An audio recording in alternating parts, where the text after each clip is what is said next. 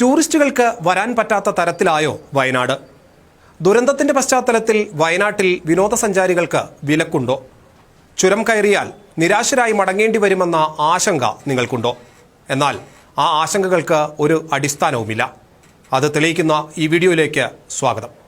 Monsoon ടൂറിസത്തിന്റെ അനന്ത സാധ്യതകളൊരുക്കി അതിഥികളെ കാത്തിരിക്കുകയാണ് വയനാടൻ വിനോദസഞ്ചാര മേഖല.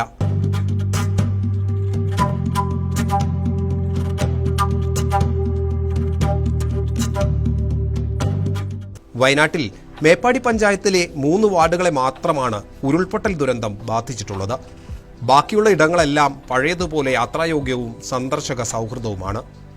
ഊഹാപോഹങ്ങളിലും അർദ്ധസത്യങ്ങളായ വാർത്തകളിലും കുരുങ്ങി ഈ ആഘോഷകാലം നഷ്ടപ്പെടുത്തരുതെന്നാണ് ഓർമ്മപ്പെടുത്താനുള്ളത്. ദുരന്ത പശ്ചാത്തലത്തിൽ പ്രതിസന്ധിയിലായി പോയ വയനാടൻ ടൂറിസം മേഖലയെ തിരികെ കൊണ്ടുവരേണ്ടതുണ്ട്. വയനാടിനെ കൈവിടാതിരിക്കാൻ അതും ഒരു രക്ഷാപ്രവർത്തനം തന്നെ.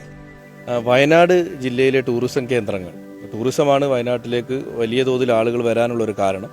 ഇപ്പോൾ ചില ആളുകൾക്കൊരു തെറ്റിദ്ധാരണയുണ്ട്, വയനാട് സേഫാണോ, വയനാട്ടിലെ എല്ലാ പ്രദേശത്തും ഇത്തരത്തിൽ അപകടങ്ങളുണ്ടോ എന്നുള്ളത്. വയനാട് ജില്ലയിലെ 23 പഞ്ചായത്തിലൊരു പഞ്ചായത്തായ മേപ്പാടി ഗ്രാമപഞ്ചായത്തിലെ 3 വാർഡുകളിലാണ് ഈ അപകടം ഉണ്ടായത്. 10, 11, 12 എന്ന് പറയുന്ന മുണ്ടക്കൈ, ചൂരൽമല, അട്ടമല പ്രദേശത്താണ് നമ്മൾ അനുഭവിക്കുന്ന ഏറ്റവും വലിയ പ്രയാസമുണ്ടായത്. ബാക്കി ഒരു പ്രദേശത്തും ഇത്തരത്തിലുള്ള യാതൊരു ആശങ്കയും നിലവിലില്ല. ആളുകൾക്കെല്ലാം ഇവിടെ വരാനും സന്ദർശിക്കാനും കഴിയുന്ന സാഹചര്യം നിലവിലുണ്ട്.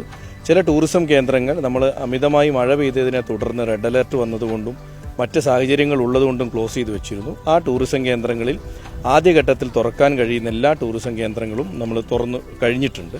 ഇനി നമുക്ക് എക്കോ ടൂറിസം കേന്ദ്രങ്ങളാണുള്ളത്. അത് വനം വകുപ്പിൻ്റെ കയ്യിലുള്ള ടൂറിസം കേന്ദ്രങ്ങളാണ്.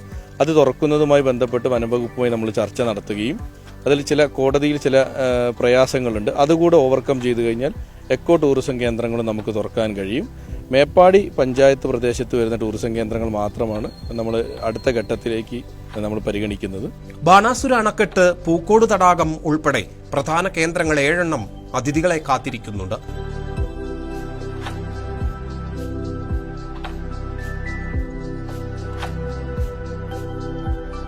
രണ്ടു പകലും രാത്രിയും മതിവരുവോളം ആസ്വദിക്കാവുന്ന വിഭവങ്ങൾ വയനാട് കാത്തുവച്ചിരിക്കുന്നു.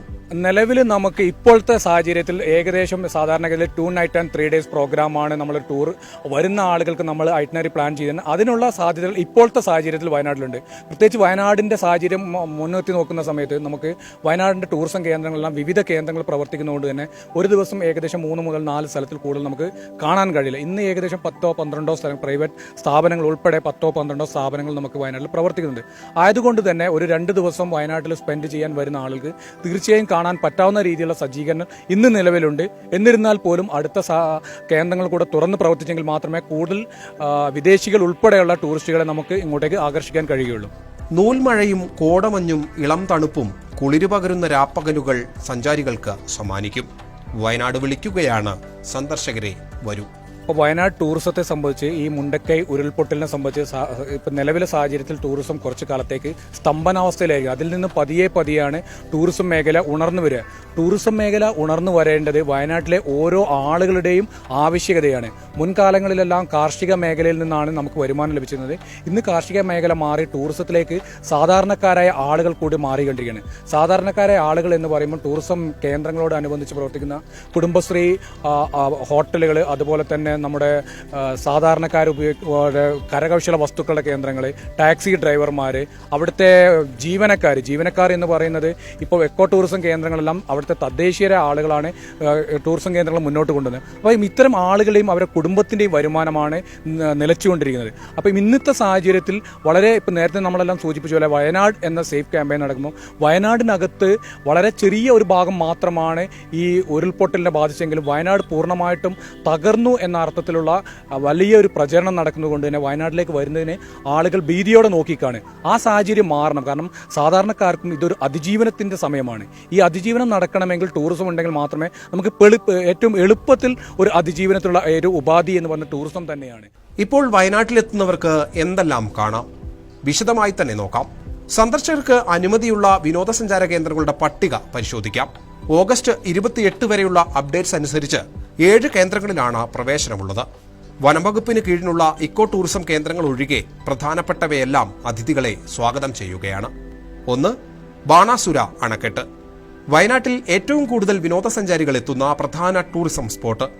ജലസമൃദ്ധമായ അണക്കെട്ടിന്റെ വശ്യമനോഹാരിതയും ബോട്ടിംഗ്, കുതിരസവാരി, പാർക്ക് തുടങ്ങി കുടുംബസമേതം ആസ്വദിക്കാവുന്ന വിനോദസഞ്ചാര കേന്ദ്രം.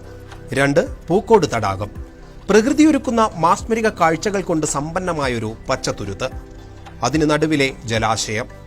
ബോട്ടിങ്ങും ഊഞ്ഞാലുകളും അങ്ങനെ മറ്റു കാഴ്ചകളും കൊണ്ട് അതിഥികളെ വിസ്മയിപ്പിക്കുന്ന പൂക്കോട് തടാകക്കരയിലേക്ക് യാത്ര ചെയ്യാൻ ഒരു തടസ്സവും ഇപ്പോൾ ഇല്ല.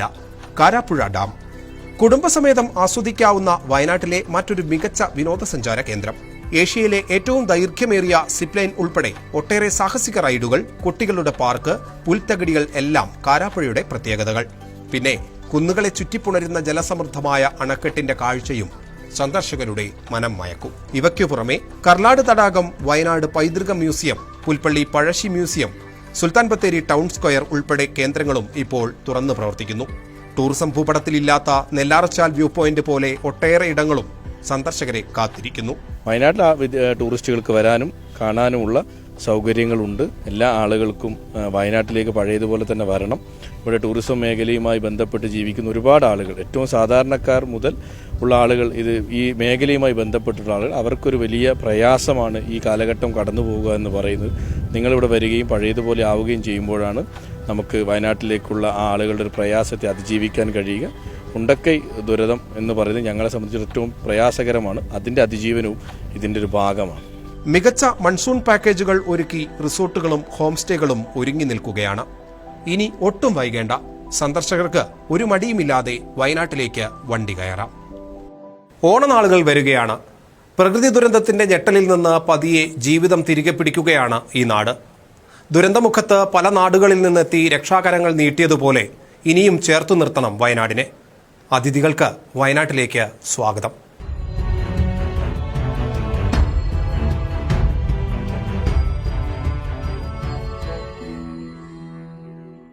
കൂടുതൽ വാർത്തകളും വിശേഷങ്ങളും അറിയാൻ മലനാട് ന്യൂസ് ഫേസ്ബുക്ക് പേജ് ലൈക്ക് ചെയ്യുക, ഫോളോ ചെയ്യുക. യൂട്യൂബ് ചാനൽ സബ്സ്ക്രൈബ് ചെയ്യുക.